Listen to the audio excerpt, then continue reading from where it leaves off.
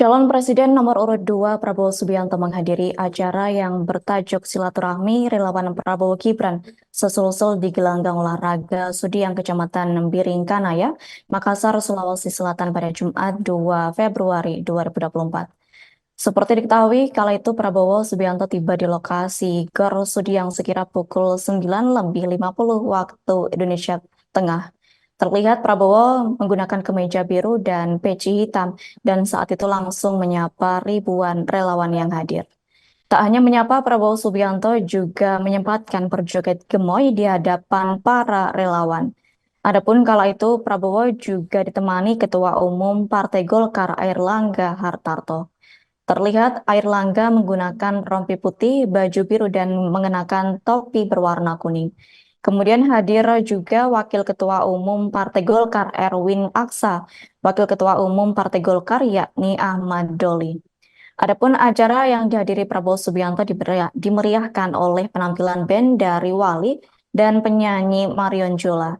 Diketahui sebelumnya relawan 4 kabupaten kota akan menyambut calon presiden nomor urut 2 Prabowo Subianto di Kota Makassar.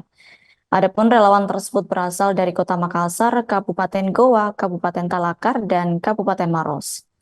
Calon presiden nomor urut 2 Prabowo Subianto menghadiri acara yang bertajuk Silaturahmi Relawan Relawan Prabowo Gibran sesul-sul di gelanggang olahraga Gor Sudiang Kecamatan Biringkaya.